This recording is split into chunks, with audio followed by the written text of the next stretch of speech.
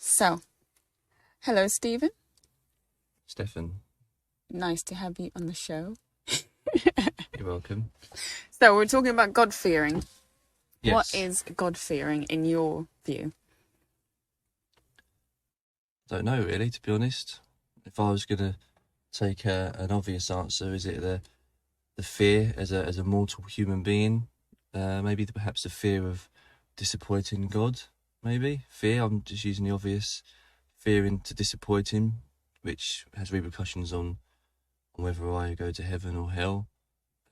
So I'm fearing His wrath. I'm fearing His, you know, the Almighty God and the all-powerful God. So if I do wrong, or if I sin, then what's keeping me in check is and it's true actually. What's keeping me in check is I'm try my best. I know I'm only human, but try my best to not sin. Because if I do, then I know that's going to be it's not going to this kind of fear. It's still fear as well, isn't it? It's like it's amazing and wonderful, and sometimes it's very difficult for my mortal mind to kind of translate. It's difficult to kind of get your head around it all, and sometimes it's not about that. So you can look at the universe, you can look at the world around us, and it's amazing and wonderful. But the more you think about it, if you slightly stray away from fundamental, which is obviously these are God's creations, if you start trying to go too deep into it, like maybe sort of atheist scientists do, I'm sure the more deeper they get, the more it's amazing and wonderful, but at the same time it's probably quite scary as well, because if they don't conclude that this is God's creation, then what's their conclusion? That would scare me, I think. If you look at the world around you, if I'm looking at biology and you find all these amazing scientific breakthroughs, if they don't conclude that, at the end of all of those papers and research, that, in the end there is a bit like fine-tuned universe, a lot of Christian apologetics, they're looking at the, theory, sort of cosmologists and people like that, they're starting to now, with all the evidence and technology, they're realising actually this is a fine-tuned universe. There is a God, there is a creator. A lot of them are sometimes fearful, again, actually using the word, they're fearful of sort of saying at the end of their paper that, all my evidence concludes that there is some kind of creator. A lot of them don't actually want to put that, even though the evidence is clear in some of their papers. So that's an element of God fearing as well. So at the end of it, they're kind of almost, if they're fearing, they're scared that all the evidence or all the things that they found is pointing towards a creator, and it's so overwhelming for them. They almost get lost in their own research. That makes any sense. I don't know. Maybe I'm going off on. No, it does. It does make sense. Yes, I think it does make sense. So, do you think differently now with that in mind, with the aspect of God fearing? I suppose what you've just said has opened up a new way of thinking about it. Yeah, and there's probably more layers to that as well. I don't know. I mean, obviously, I'm still early in my journey. In fact, I'm having to take one of my Bibles back, which I bought a couple of days ago, because I didn't realise that it was someone else's interpretation, some doctor's interpretations in there, which is fine, but I need to make up my own interpretation. So, Without being persuaded before, exactly, yeah. So I'm going to swap that out for another King James Version Bible, which is just nothing more. So obviously I'm still early on my journey. So I suppose the more that I read the Bible, the more that I understand what God fearing means. But that's how I think it is. So, but it's different. It's multifaceted. There's different aspects to it. So it's combination of the fear of getting on the wrong side of God, which I think helps people keep in check. We're all humans. Sometimes we can't help but, one of the things I'm trying to learn on is, my tongue, as they say, is I've been, we all ask for, the Lord to forgive us for our sins in word, but in deed, but also in thought as well. So sometimes you've got to, and it's a journey, and obviously, and I think having that fear of, disappointing the Lord and making him upset, I think it plays a very important role. That's not to say that society, there are some people who are obviously very good people who have got good morals and who may not necessarily be Christian, but we're all, what's the word? I think we're all fallible. We're all, we can't help but be susceptible to immoral thinking.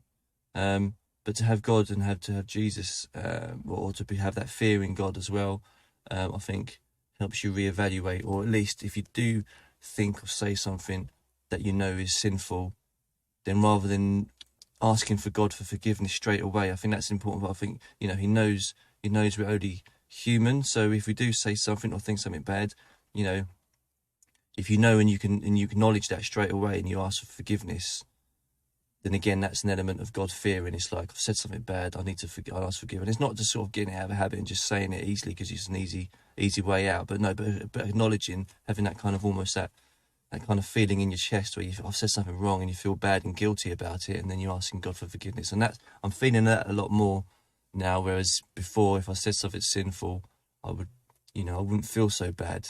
But now I do feel bad. I feel bad, and that's partly because my wife also, keeps me in check. So she's helped me in this journey as well. So you need to have that support. It's probably difficult if you're a Christian in a family that's not Christian, because there's nobody there. You're not accountable. Whereas somebody there to help you understand, exactly, or to move in the journey. I suppose that's where the prayer part comes in, because like what you were saying, if somebody says something sinful, like it says in, I think it's 1 Peter chapter 3, between verse 8 and 22, it talks about the tongue, and it says that you need to, don't speak evil and don't return an insult for an insult. So I suppose the best thing to do is quite a difficult thing, really, but it's to pray about it. So like what you're saying, I completely agree with that, where you ask for forgiveness, and like you're saying, if you feel bad about it, that's good, because then you know that actually what I'm doing is wrong. But you ask God for obviously forgiveness, like you said, but you ask him for guidance and to help you. They say, I don't want to do this anymore, could you please help me? So every single time you do that, you sort of ask for God to help you so that you don't do that anymore. I think that's helpful, because I think in everything that we do, we have to include God, we have to involve him, and that's the only way we can become better people. It's like with the music, isn't it? I mean, for all these years, ever since I was a teenager, I wanted to do music producing, and I never, for whatever reason, I never ever got to complete a song. Could be a combination of things, but looking back now, I could have easily gone down a road where I produced music for, you look at the R&B music and hip hop music, where you look at it now, the content, of the lyrics, the music videos, the stuff I used when I was younger, I would listen to and watch, and and in many ways, I'm thankful and glad that I didn't actually go down that road. I had opportunities to do that kind of music, but but something kept holding me back and stopping me. Obviously, it was a combination of the fact that back in the day, the equipment and the music software was really expensive. If you ask any producer back in the day, they would use illegal copies of the downloaded software. But now, obviously, I make sure I buy legit. Again, it sounds silly, but that to me is, that's immoral, isn't it? So you do all things right. Yeah, but it's a journey. It's all a journey. So looking back, I could have easily made that music, but now, I remember when I first became Christian, or first kind of accepted Jesus in my life, and and here I was, this music lover. I knew what kind of style of music I used to listen to, hip hop, R&B, sort of Afro beats music as well, more recently. And here I was thinking, well, I want to start listening to music. And before that, the journey before that was kind of trying to change the music I was listening to, because obviously with my daughter growing up, I needed to make sure the music I was listening to didn't have bad language and bad words and stuff. So it was always going to be that journey. Again, that journey which has led me to Christianity, led me to Jesus. So now I listen to music where, there's a Christian message, there's a positive message, and the way it sounds and the instrumentals is, it's not too dissimilar to the music I listened to before, but the rappers are Christian message, or it's African artists, and talking about Jesus, and they're just good positive messages. So now that I want to start making my own music, I know what messages I need to put in the songs, and again, like you said, it's Jesus, in the centre of it all. There's actually a really good song, put Christ in the centre. Yes. There's a really good song, And yeah, that's Everything will work out. absolutely. So what advice would you give to anybody starting out on the journey before we end this conversation? Well, it's organic, isn't it? I think you can't force it.